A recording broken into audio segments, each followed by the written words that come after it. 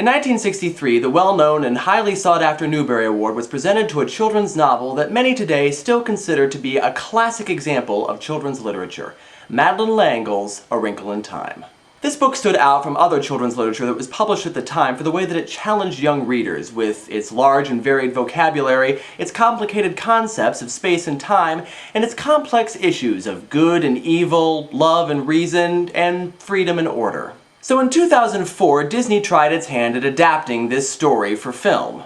But does Disney's version of A Wrinkle in Time do justice to Madeleine L'Engle's imaginative and challenging story? No. No, it doesn't.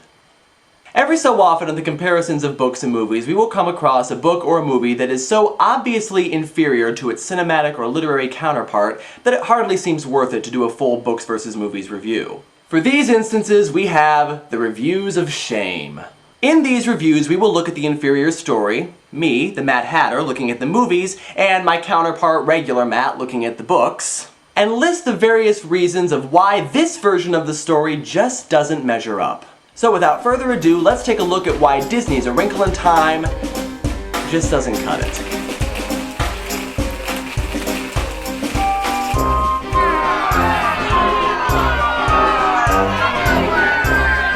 Now, anyone who knows me well knows that I have kind of a love-hate relationship with Disney.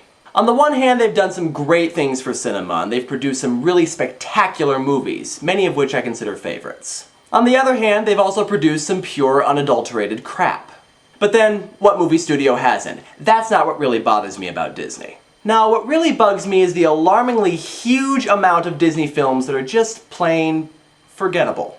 Not good, not bad, just sort of there, a testament of mediocrity. And I know, and Disney should know, that they're better than that, and yet they keep cranking out these formula films. A Wrinkle in Time is one such film. For a movie that was based on such a risk-taking piece of children's literature, this is an awfully bland film. It's not a bad movie by any means, but it just doesn't hold a candle to the book.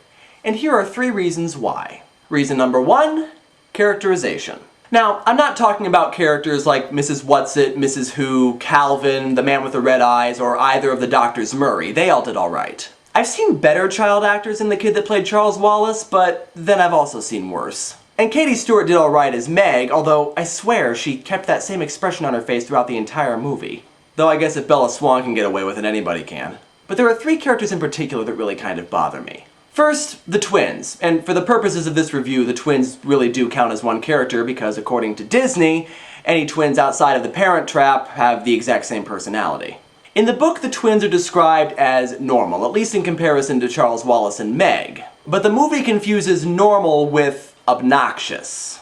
The twins are still perfectly likable in the book, loyal to the family, and they even offer to beat up anybody who makes fun of their siblings. The twins in the movie, however, have been reduced to your stereotypical obnoxious prepubescent boys. There's a similar problem with the happy medium. Now here the movie confuses happy and joyful with annoyingly manic. I mean, this doesn't look like someone who gets great joy out of life. He looks like someone in desperate need of psychological help.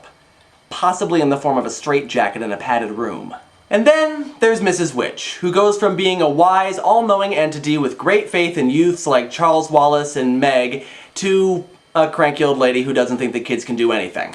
And honestly, this wouldn't bother me so much if they were at least consistent with this characterization, but they're not. Mrs. Witch appears and tells the children they must leave, and we see her arguing with the other 2 women about it later, but then in the very next scene, with no transition or explanation or anything, she's suddenly okay with it.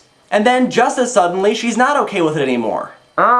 Pick a characterization and stick with it! Reason number 2, pacing. The pacing in this film is just plain awful. The movie is over 2 hours long, and this is not a 2-hour-long story. I don't even think it takes you that long to read the book. There are a lot of scenes thrown in here that really have no purpose. Like Calvin running off to distract the guards, getting himself captured, and then being rescued with no struggle, no consequences, nothing. A point would be nice, Disney. There's also this scene towards the beginning where Meg and Charles Wallace go to the haunted house to talk to Mrs. Whatsit, find that she's not there, and then run back home. That's 5 minutes of film time where we learned nothing and the plot wasn't forwarded one bit. There are also a number of scenes that are clearly there for the sole purpose of showing off very mediocre special effects. These tessering scenes go on for way too long and just are not that interesting or impressive to look at. And the flying scene, which also has no purpose since they can see the shadow clearly from the ground, seems to just be in the movie for the sole purpose of showing off Mrs. Whatsit's other, rather computerized form, which looks, well, quite frankly ridiculous. The climax also drags on for way too long, mainly because they took all the climactic encounters from the book, the encounter with the man with red eyes, the first encounter with it, the final encounter with it, and most of Meg's character growth, and tried to cram it all into one scene.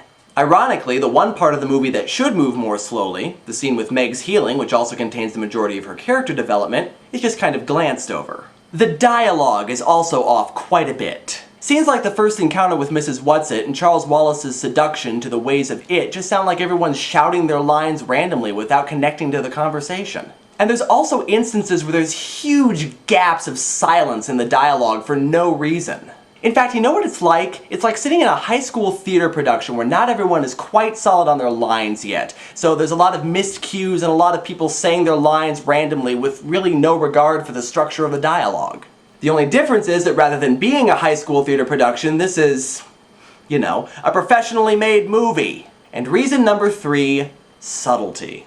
The movie basically took everything that made Madeleine L'Engle's novel distinctive and watered it down to the standard bland Disney formula. It's ironic that a movie based on a book that basically won an award for treating its audience like adults should be so patronizing. This is best illustrated in both movies' portrayal of the planet Camazotz. In the book, while the planet has succumbed to the shadow, it's not immediately obvious when you look at the surface of the planet. It looks fairly benign.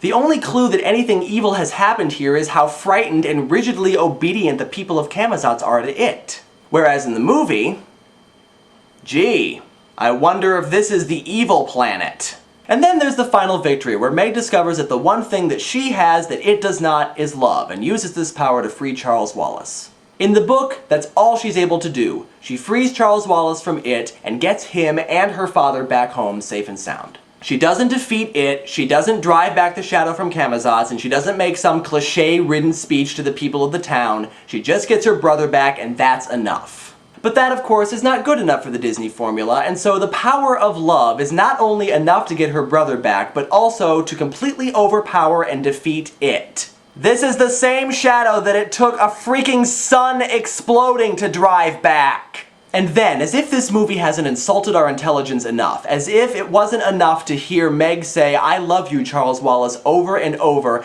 they actually have to spell it out for us at the end and flat out tell us that the one thing that Meg had that it did not was love.